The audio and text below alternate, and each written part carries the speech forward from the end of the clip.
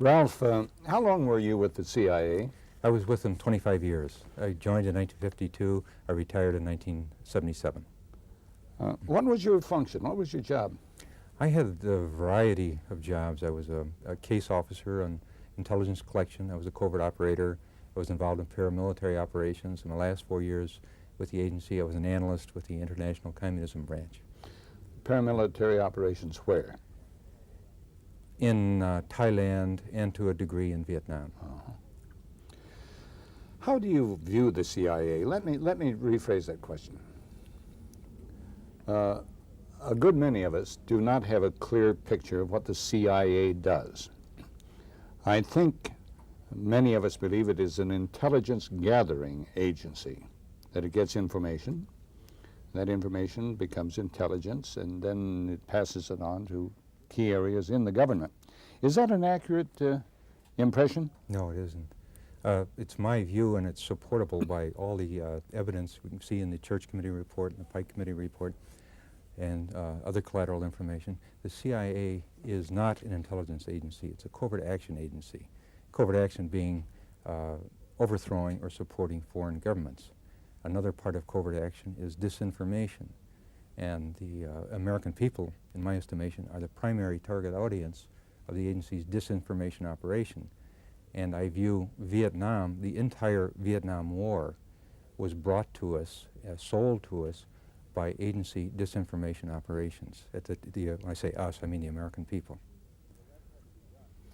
Well, that had to be done, of course, through the press. Yes. How else would one reach the American public? Well, how does the CIA develop its relationship with the press?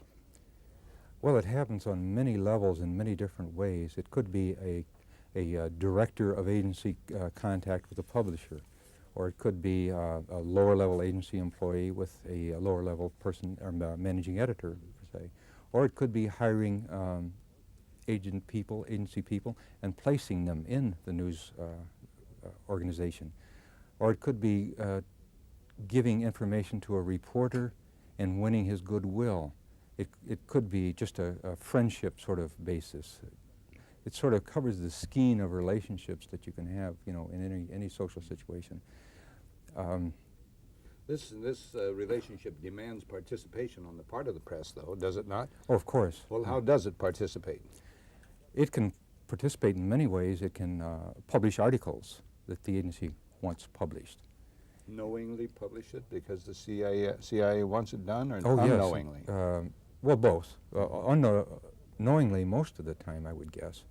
And sometimes the information is passed to a reporter as valid information, a good scoop, if you will, when it's just planted propaganda. So the agency uses the press in numerous ways to achieve its, what I call, illusion-building properties. When you were with the CIA in Vietnam, did you have any direct connection with the press? No, I didn't. I do know of the case of the press in Saigon in the early 50s, where they were meeting directly with Colonel Lansdale. 5 members of the most prestigious newspapers in the United States were meeting with Colonel Lansdale, the agency's man in Saigon. And how often would they meet? Quite frequently. I don't know the exact frequency. But you will look at the press coverage for that era, and you'll find no mention of agency activities in the press. Yet the agency was totally responsible for the creation of the Diem regime. It created the Diem regime. It built an illusion about the Diem regime, and it used the press to sell the illusion to the United States, the illusion that lives on today in the United States. Do you think that those 5 members of whom you speak had any idea that they were being used?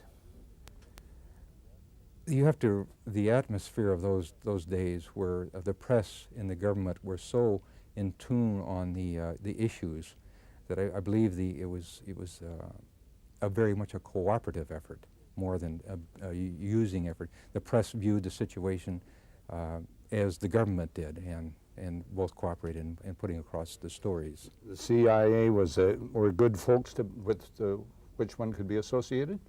Was that what you're saying at that time? At that time, yes, yes. Of course, the agency developed what they called Wizner's Wurlitzer. That was what they call an organ that he could play any tune he wanted anywhere in the world at any time. Supposedly they owned one newspaper in any country of the world, and whatever articles they want run, whatever themes that they wanted to propagate, all they had to do was just press the right buttons, and those articles and themes would come up in those countries. I think we'd like to know who Wizner was. Wizner was a former deputy chief of the operations branch of the CIA. I see. And he created the Wurlitzer. He created the Wurlitzer. And we find now, this came under the covert action staff of the agency, and from recent information, William Casey is concentrating all his efforts in rebuilding the agency in developing the covert action staff. That's the staff that develops in international organizations, international press organizations, international organizations of all types, that penetrates press, religious, academic institutions, here home and abroad. This is where he's concentrating the rebuilding effort. Why does the CIA do this? What is the objective of the CIA when they put out disinformation, when they, you might say, co-opt the press? One function of the agency, is noted by the Church Committee, is to create an international anti-communist ideology. Well, it's my thesis, the reason you want to create this international anti-communist ideology is so that when you go down to Nicaragua and you want to overthrow the government of Nicaragua, well, you can't justify to the American people going down there and overthrowing that government unless you can link it to a greater threat. It's just a little insignificant nation. But if you can link it to a greater threat, then you're justified in overthrowing it. And that's exactly what's happening in Nicaragua. It's not the Nicaraguans fighting to sustain the way of life that they want. It's the Cubans or the Soviets and Cubans who are supporting this regime. And we are therefore, by working against the Nicaraguan government, we are actually thwarting the plans of the Soviet Union. That justifies our actions in that country. Do you think the State Department was part and parcel of the CIA plan, or was the State Department taken in by the CIA?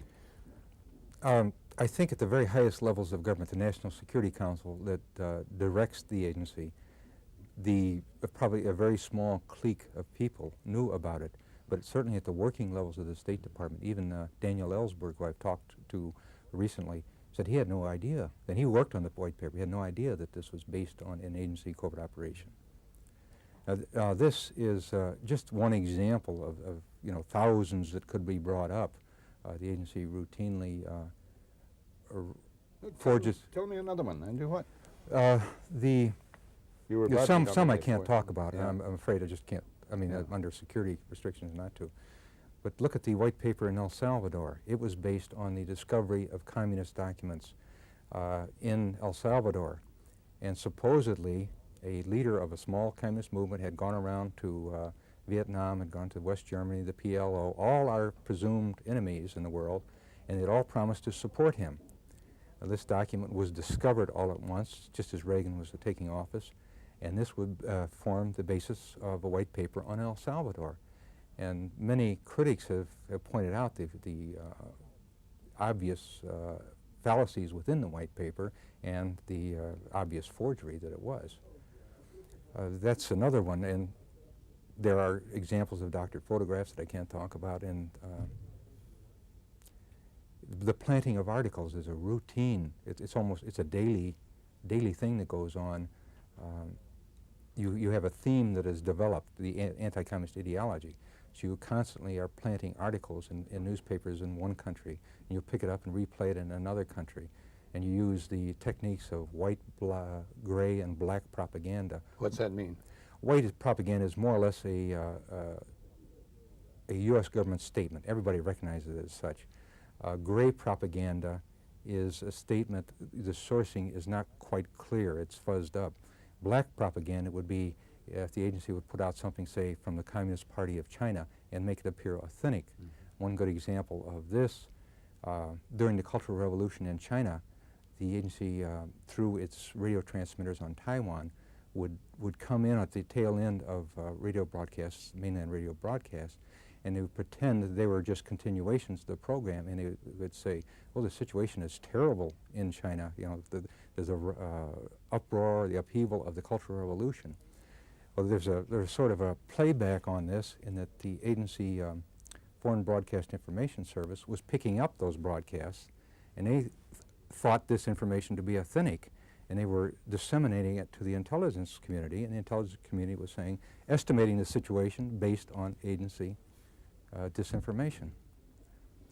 Let's pin down something you said a moment ago. Does this covert action exist in the CIA today as greatly as it did in the past? As I understand, the covert action staff is being rebuilt on a massive scale. That Director William Casey is concentrating all his efforts in rebuilding the staff. And we can assume that it's operating again in academia, in the press, in the religious groups, in international groups, in labor, youth, students. If it isn't now, it will soon will be. In your opinion, is the press manipulated as much today as in the past? I don't think it's as possible to manipulate the press as much today as was in the past. The press is much more skeptical, as are the American people in general.